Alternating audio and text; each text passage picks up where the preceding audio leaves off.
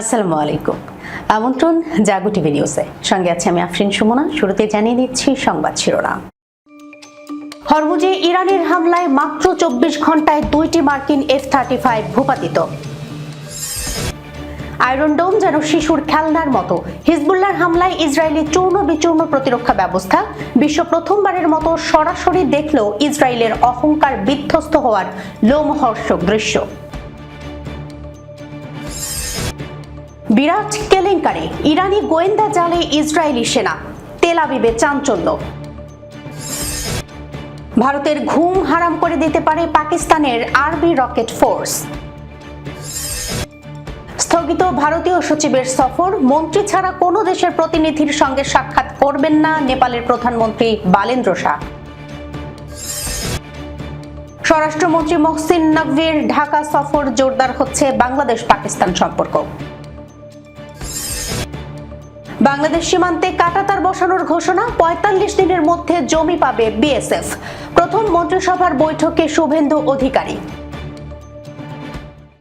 দর্শক শিরোনাম শুনছিলেন, এবার জানিয়ে দিচ্ছি বিস্তারিত। হরমুজে ইরানের হামলায় মাত্র 24 ঘন্টায় 2টি মার্কিন F-35 ভূপাতিত। তাসনিম নিউজের বরাতে বলা হয়, উপসাগরীয় অঞ্চলে যুক্তরাষ্ট্র ও ইরানের মধ্যে উত্তেজনা চরম সীমায় পৌঁছেছে। গত 24 ঘন্টার মধ্যে দ্বিতীয়বারের মতো মার্কিন বিমান বাহিনীর একটি F-35 স্টিলথ ফাইটার জেট বিমান আকাশে জরুরি অবস্থার সম্মুখীন হয়েছে। ইরানি সংবাদ মাধ্যম দাবি করছে, হরমুজ প্রণালীর কাছে যুক্তরাষ্ট্রের এই অত্যাধুনিক স্টিলথ যুদ্ধ বিমানটি ইরানের আকাশ প্রতিরক্ষা বাহিনীর হামলায় ভূপাতিত হয়েছে। মার্কিন বিমানটি ওমান উপসাগরের উপর আকাশে ৭৭০০ জরুরি কোড সম্প্রচার করে। বিমান চলাচল বিশেষজ্ঞদের মতে ৭৭০০ কোড সাধারণত আকাশে জরুরি অবস্থা বা হাইজ্যাকিং এর ক্ষেত্রে ব্যবহার করা হয়। ওই সংকেত পাওয়ার পরপরই F-35 লাইটনিং 2 জেটটি তার গতিপথ পরিবর্তন করে সংযুক্ত আরব আমিরাতের দিকে চালিত হয় বলে জানা গেছে। ইরানের রাষ্ট্রীয় গণমাধ্যমের সূত্রে দাবি করা হচ্ছে, বিমানটি হরমুজ প্রণালীর কাছে সামরিক অভিযানে অংশ নেওয়ার সময় ক্ষতিগ্রস্ত হয়। তবে এই ঘটনায় এখনো পর্যন্ত যুক্তরাষ্ট্রের পেন্টাগনের পক্ষ থেকে কোনো সরকারি নিশ্চিতকরণ বা প্রমাণ প্রকাশ করা হয়নি। ঘটনার কয়েক ঘন্টা আগে উপসাগরীয় অঞ্চলে ট্যাঙ্কার সংঘাত এবং পাল্টা হামলার হুমকি নিয়ে মার্কিন ইরানি উত্তেজনা দ্রুত বেড়েছিল। বিশ্বের অন্যতম কৌশলগত গুরুত্বপূর্ণ এই জলপথে সামরিক ঘটনা বৃদ্ধি পাওয়ায় ওয়াশিংটন ও তেহরানের মধ্যে সরাসরি সংঘাতের আশঙ্কা দিন দিন বেড়েই চলেছে। আন্তর্জাতিক বিশ্লেষকরা বলছেন, F-35 এর মতো স্টিলথ প্রযুক্তির বিমান ধ্বংস করা অত্যন্ত দুরূহ কাজ।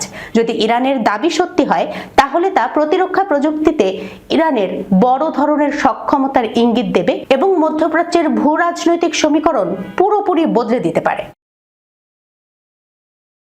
আয়রন ডোম যেন শিশুর খেলনার মতো, হিজবুল্লাহর হামলায় ইসরায়েলি চূর্ণ বিচূর্ণ প্রতিরক্ষা ব্যবস্থা।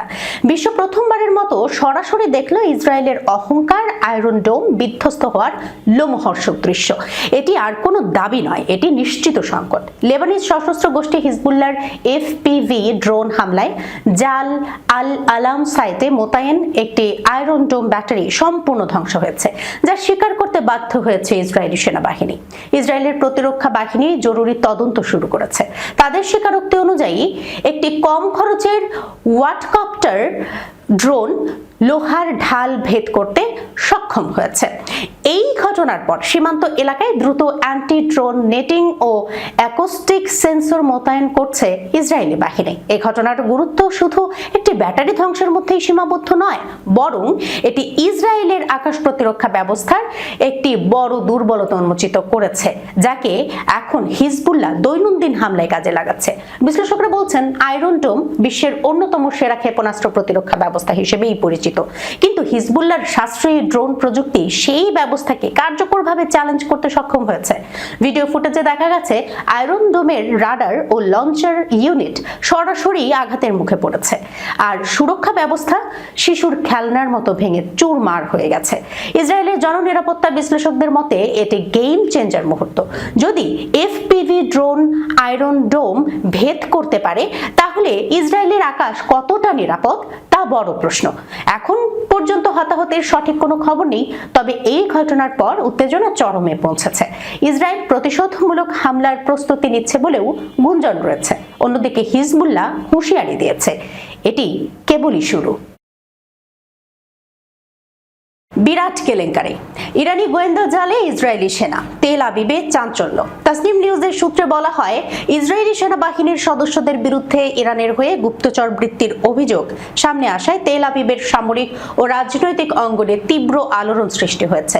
ইরানের সংবাদ মাধ্যম তাসনিম নিউজ এজেন্সি জানিয়েছে, ইসরায়েলি বিমান বাহিনীর সক্রিয় সদস্যদের একটি অংশ ইরানের গোয়েন্দা সংস্থার সাথে যুক্ত হয়ে সংবেদনশীল তথ্য পাচার করেছে।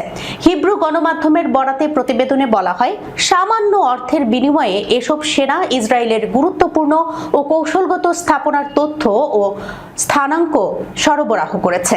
কাতার ভিত্তিক সংবাদ মাধ্যম আল জাজিরার দাবি অনুযায়ী ঘটনাটি বর্তমানে ইসরায়েলের সংবাদ মাধ্যমে ব্যাপক গুরুত্ব পেয়েছে।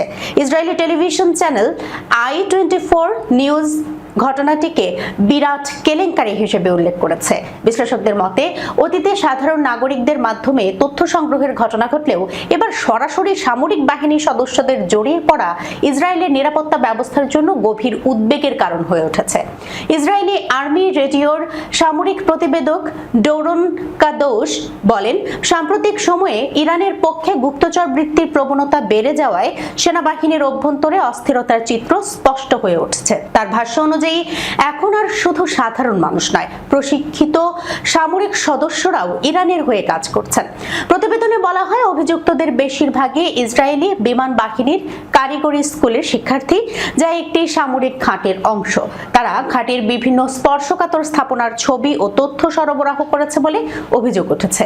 এছাড়া তেল আবিবের সাভিদোর মিডল ট্রেন স্টেশন এবং হাইফার একটি ভবনের ছবি ও তথ্য পাচার করা হয়েছে বলে জানা গেছে।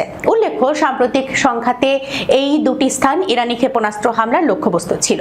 তদন্তে আরও জানা গেছে, একজন সামরিক গোয়েন্দা কর্মকর্তা F-16 যুদ্ধ বিমানের ছবি ও অবস্থান জানাতে 15,000 শেকেল অর্থাৎ প্রায় 5,000 মার্কিন ডলার দাবি করেছিলেন।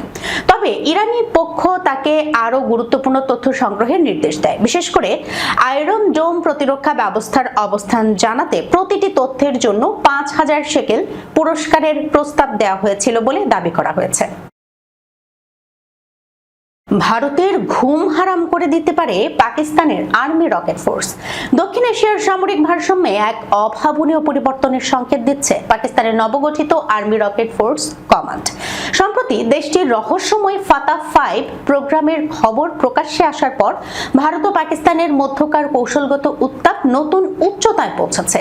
এটি একটি 1000 কিলোমিটার পাল্লার স্টিলথ ক্ষমতা সম্পন্ন প্রিসিশন স্ট্রাইক রকেট সিস্টেম, যা পারমাণবিক যুদ্ধ ছাড়াই ভারতের অনেক গভীরে নিখুঁত আঘাত হানতে সক্ষম।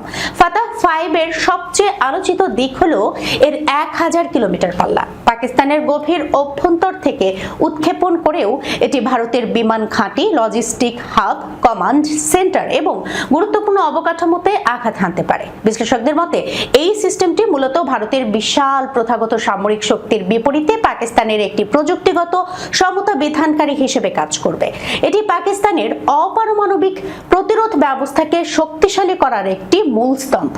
প্রতিরক্ষা বিশেষজ্ঞদের মতে, ফাতাহ 5 এর বৈশিষ্ট্যগুলো একে সাধারণ রকেট এবং ক্রুজ মিসাইলের মাঝামাঝি একটি অবস্থানে দাঁড় করিয়েছে। এটি অত্যন্ত নিচু দিয়ে উড়ে যেতে সক্ষম এবং এর টেরেইন হ্যাগিং বা ভূখণ্ড ঘেঁষে চলার ক্ষমতা একে ভারতীয় রাডার ব্যবস্থার নজর থেকে আড়ালে রাখে। একে লো অবজারভেবল বা রাডার ফাঁকি দিতে সক্ষম অস্ত্র হিসেবে বর্ণনা করা হচ্ছে, যা ভারতের আকাশ প্রতিরক্ষা ব্যবস্থার জন্য একটি বড় চ্যালেঞ্জ হয়ে দাঁড়াবে। বিশেষ করে এই রকেটের সালভো ফায়ার করার ক্ষমতা উন্নত প্রতিরক্ষা ব্যবস্থাকেও অকেজো করে দিতে পারে। সস্তা দরের এই রকেটগুলো ধ্বংস করতে ভারতকে অনেক দামি ইন্টারসেপ্টর মিসাইল ব্যবহার করতে হবে, যা ভারতের উপর একটি বড় অর্থনৈতিক ও সামরিক চাপ সৃষ্টি করবে।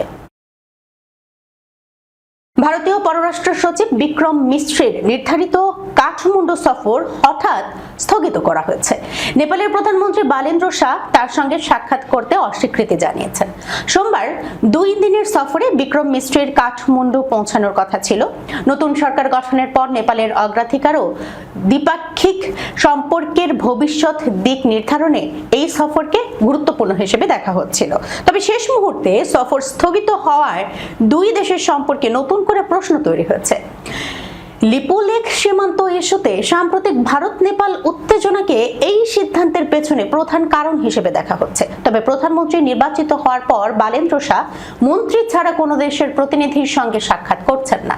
নেপালের সরকারি সূত্রগুলো জানিয়েছে, ভারত আনুষ্ঠানিকভাবে অন্যান্য ব্যস্ততার কথা উল্লেখ করে সফর স্থগিতের কথা জানালেও প্রকৃত কারণ ভিন্ন।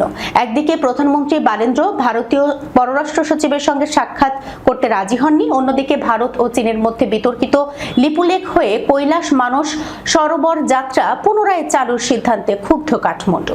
সম্প্রতি ভারত ও চীন লিপুলেখ হয়ে তিব্বতের মানস সরোবর যাত্রা পুনরায় শুরু করার সিদ্ধান্ত নেয়। নেপাল দাবি করেছে লিপুলেখ তাদের ভূখণ্ডের অংশ।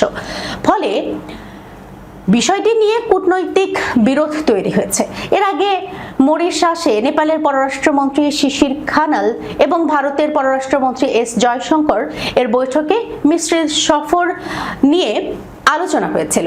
সেই অনুযায়ী সফরের প্রস্তুতিও শুরু হয়েছিল দুই দেশে। এমনকি প্রধানমন্ত্রী শাহের জন্য ভারত সফরের আমন্ত্রণ পত্রও নিয়ে আসার কথা ছিল মিশ্রের। নেপালের কূটনৈতিক মহল বলছে, প্রধানমন্ত্রী শাহ সাম্প্রতিক সময়ে পররাষ্ট্রমন্ত্রীর নিচের পর্যায়ের কোনো বিদেশি কর্মকর্তার সঙ্গে সাক্ষাৎ করছেন না। এর আগে যুক্তরাষ্ট্রের সহকারী পররাষ্ট্রমন্ত্রী এবং দক্ষিণ ও মধ্য এশিয়া বিষয়ক বিশেষ দূতের সঙ্গেও তিনি সাক্ষাৎ করতে অস্বীকৃতি জানিয়েছিলেন। একই নীতি ভারতীয় পররাষ্ট্র সচিবের ক্ষেত্রেও বজায় রাখা হয়। স্বরাষ্ট্রমন্ত্রী মহসিন নকভির ঢাকা সফর জোরদার হচ্ছে বাংলাদেশ পাকিস্তান সম্পর্ক। পাকিস্তান ও বাংলাদেশের মধ্যে দ্বিপাক্ষিক সম্পর্ক জোরদার। বাণিজ্যের প্রসার এবং সাংস্কৃতিক বিনিময় বৃদ্ধির লক্ষ্যে একটি উচ্চ পর্যায়ের বৈঠক অনুষ্ঠিত হয়েছে। পাকিস্তানের স্বরাষ্ট্রমন্ত্রী মহসিন নকভি এবং বাংলাদেশের পররাষ্ট্র প্রতিমন্ত্রী শামা ওয়াবিদ ইসলামের মধ্যে অনুষ্ঠিত এই বৈঠকে দুই দেশের মধ্যে দীর্ঘমেয়াদী আঞ্চলিক সহযোগিতার উপর বিশেষ গুরুত্বারোপ করা হয়। অনুষ্ঠিত এই আলোচনায় উভয় পক্ষ ব্যবসা বাণিজ্য ও সাংস্কৃতিক খাতে পারস্পরিক সহযোগিতা বাড়াতে একমত পোষণ করেছে। বৈঠকে দুই দেশের জনগণের মধ্যে যোগাযোগ বৃদ্ধি এবং অর্থনৈতিক বন্ধন দৃঢ় করার লক্ষ্যে প্রতিনিধি দল বিনিময়ের সিদ্ধান্ত নেওয়া হয়েছে।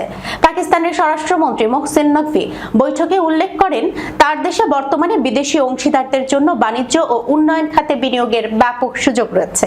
দুই দেশের মধ্যে অর্থনৈতিক সহযোগিতা বৃদ্ধি করা হলে উভয় পক্ষই সমানভাবে লাভবান হবে বলে তিনি আশাবাদ ব্যক্ত করেন। এ সময় বাংলাদেশের প্রতিনিধি দল ইরান ও যুক্তরাষ্ট্রের মধ্যকার চলমান দ্বন্দ্ব নিরসনে পাকিস্তানের মধ্যস্থতা ও কূটনৈতিক প্রচেষ্টায় প্রশংসা করেন। আঞ্চলিক কূটনীতি এবং বিশ্বব্যাপী সংঘাত নিরসনে ইসলামাবাদের ক্রমবর্ধমান ভূমিকার বিষয়টিও আলোচনায় উঠে আসে। বৈঠকে বাংলাদেশের পক্ষে পররাষ্ট্র মন্ত্রণালয়ের সচিব মোহাম্মদ নজরুল ইসলাম, দক্ষিণ এশিয়া অনু বিভাগের মহাপরিচালক ইশরাত জাহান ও পরিচালক শামিমা ইয়াসমিন উপস্থিত ছিলেন। পাকিস্তানের পক্ষে হাই কমিশনার ইমরান হায়দার সহ ঊর্ধ্বতন কর্মকর্তারা প্রতিনিধিত্ব করেন। সূত্র সামা টিভি। বাংলাদেশ সীমান্তে কাঁটাতার বসানোর ঘোষণা, ৪৫ দিনের মধ্যে জমি পাবে বিএসএফ। প্রথম মন্ত্রিসভার বৈঠকে শুভেন্দু অধিকারী। বাংলাদেশ সীমান্তে বেড়া নির্মাণে ৪৫ দিনের মধ্যে প্রয়োজনীয় জমি ভারতের বর্ডার সিকিউরিটি ফোর্সকে বুঝিয়ে দেবে পশ্চিমবঙ্গ সরকার, এমনটাই জানিয়েছেন রাজ্যের নবনির্বাচিত মুখ্যমন্ত্রী শুভেন্দু অধিকারী। এনডিটিভির প্রতিবেদন অনুযায়ী সোমবার নতুন সরকারের প্রথম মন্ত্রিসভার বৈঠকে এই সিদ্ধান্ত নেওয়া হয়েছে। স্থানীয় সময় দুপুর ১২টায় মন্ত্রিসভার সদস্যদের নিয়ে বৈঠকে বসেন শুভেন্দু অধিকারী। মন্ত্রিসভার প্রথম বৈঠকেই সীমান্তে কাঁটাতারের জন্য ৪৫ দিনের মধ্যে ভারতীয় সীমান্তরক্ষী বিএসএফ কে জমি হস্তান্তর করতে সিদ্ধান্ত হয়। বৈঠক শেষে মুখ্যমন্ত্রী বলেন, সীমান্তে কাঁটাতার বসানোর জন্য প্রয়োজনীয় জমি ৪৫ দিনের মধ্যে বিএসএফ এর হাতে তুলে দেবে পশ্চিমবঙ্গ সরকার। তিনি বলেন, রাজ্যের জনবিন্যাস বদলে গিয়েছে। প্রথম দিনই কেন্দ্রীয় স্বরাষ্ট্র দপ্তর এবং বিএসএফ কে আমরা জমি হস্তান্তরের অনুমোদন দিলাম। ভূমি ও রাজস্ব সচিব এবং মুখ্য সচিবকে দায়িত্ব দেওয়া হয়েছে। ৪৫ দিনের মধ্যে বিএসএফ এর হাতে প্রয়োজনীয় জমি তুলে দেওয়া হবে। এর আগে একাধিকবার ভারতের প্রধানমন্ত্রী নরেন্দ্র মোদী এবং স্বরাষ্ট্রমন্ত্রী অমিত শাহ সীমান্তে বিএসএফ কে জমি না দেওয়ায় রাজ্য সরকারের বিরুদ্ধে ক্ষোভ প্রকাশ করেছেন। এবার পশ্চিমবঙ্গে ক্ষমতায় আসার পর মন্ত্রিসভার প্রথম বৈঠকেই এই বিষয়ে বড় সিদ্ধান্ত নিয়েছেন বিজেপির মুখ্যমন্ত্রী শুভেন্দু অধিকারী। গেল শনিবার শপথ গ্রহণের পর পশ্চিমবঙ্গকে নতুন করে নির্মাণের প্রতিশ্রুতি দেন শুভেন্দু অধিকারী। আজকের বৈঠক ঘিরে রোববার থেকেই বাড়ানো হয় নিরাপত্তা ব্যবস্থা। ব্যবস্থা। নবান্ন এবং আশপাশের এলাকা পরিদর্শন করেছেন কলকাতা পুলিশের ঊর্ধ্বতন কর্মকর্তারা। তারা বলছেন, মুখ্যমন্ত্রীর সফর সামনে রেখে সব রকম নিরাপত্তা প্রস্তুতি খতিয়ে দেখা হয়েছে। দর্শক, এই ছিল এখনকার মতো জাগো টিভি নিউজে। যাবার আগে শিরোনামগুলো জানাবো আরো একবার। হরমুজে ইরানের হামলায় মাত্র 24 ঘন্টায় 2টি মার্কিন F-35 ভূপাতিত। আয়রন ডোম যেন শিশুর খেলনার মতো। হিজবুল্লাহর হামলায় ইসরায়েলি চূর্ণ বিচূর্ণ প্রতিরক্ষা ব্যবস্থা।